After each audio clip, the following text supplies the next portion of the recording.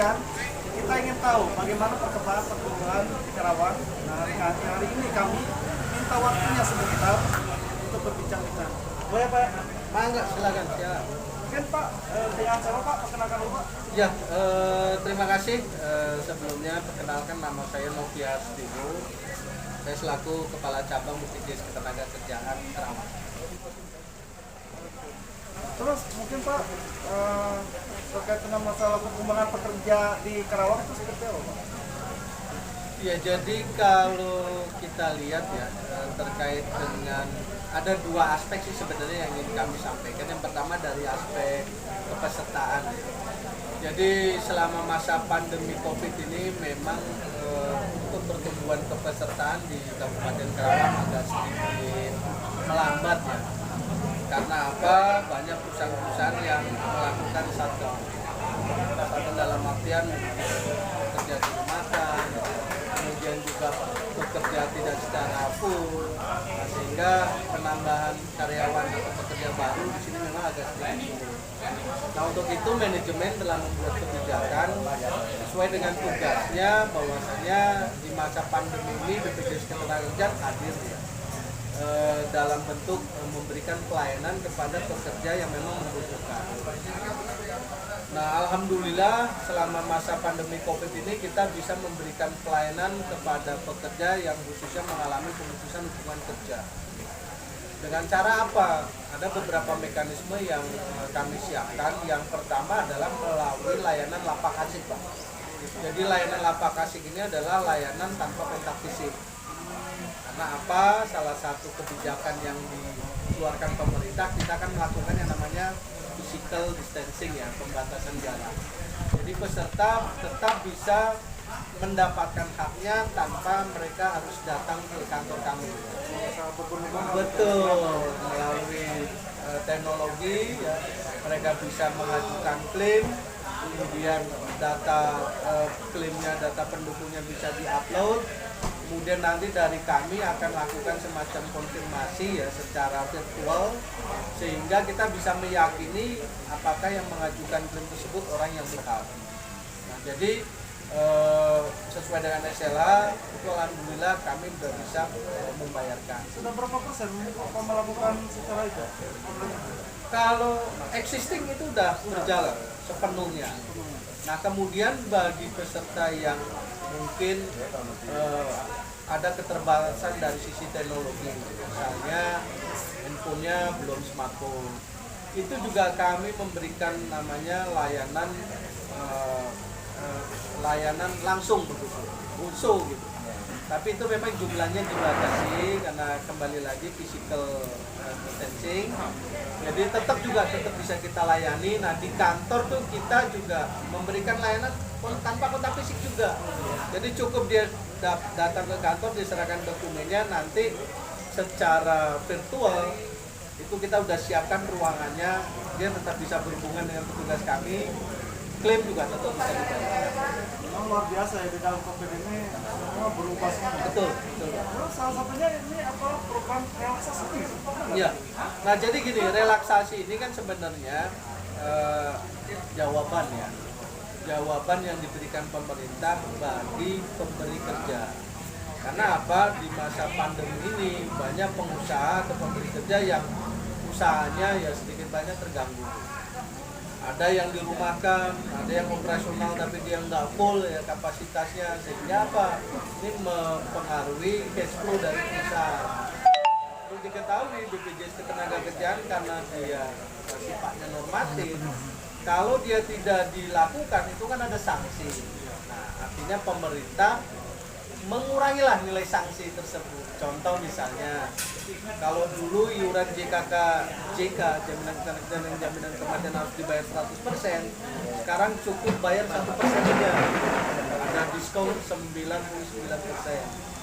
Nah, kalau dulu dendanya itu 2%, sekarang hanya 0,5%. Kemudian kalau dulu limit waktu pembayaran tanggal 15 bulan berikutnya, sekarang boleh tanggal 30 bulan berikutnya. Permudah lah istilahnya. Betul. Jadi relaksasi itu tujuannya. Nah, tapi relaksasi ini tidak mengurangi hak daripada pekerja. Kenapa untuk yang iuran JHT, pensiun itu tetap disetorkan sebagaimana biasanya? Ini udah disosialisasikan sama perusahaan-perusahaan. Sudah. Kemarin di bulan April, kemudian bulan Juli, sosialisasi ke seluruh perusahaan yang ada di Kerawang. Ini Pak, kan terkait nih BPJS Ketenagakerjaan ini kan ini ada, tetapi cenderung si anggota atau karyawan itu tidak tahu penuh terkait dengan masalah program BPJS Ketenagakerjaan. Ya kan? Saya akui saja di perusahaan dan di anggota seluruh hampir mungkin tahu, hanya sedikit saja terkait dengan program ketenagakerjaan. Termasuk mungkin Pak ada peraturan-peraturan baru? Ada peraturan baru, undang-undang baru. Ya, jadi terima kasih nih Pak atas informasinya. Sebenarnya kami dalam menginformasikan program-program ya yang ada di BPJS Ketenagakerjaan itu banyak cara Pak. Jadi contoh misalnya bagi teman-teman pekerja yang sudah menggunakan smartphone, itu mereka bisa menginstal aplikasi namanya BPJS TKO. Nah, terkait dengan seluruh informasi, apakah regulasi, apakah manfaat program, apakah berapa sih saldo saya yang udah ada di BPJS Ketenagakerjaan, termasuk perilaku perusahaan dalam mengiur gitu, itu bisa tahu secara instan begitu. Nah, itu bagi teman-teman pekerja yang mungkin handphonenya sudah ini ya, smartphone ya. Nah, kalau yang belum gimana? Kan sekarang informasi banyak nih Pak. Bisa datang ke kantor kami. Ya. Diganti handphone enggak? Kalau dia nggak punya handphone yang canggih ya, bisa datang, bisa tanya begitu. Oh, gitu. Jadi sebenarnya kita udah siapkan lah Pak. Udah siapkan semua perangkatnya begitu. Kemudian juga di media massa juga kita sering ya.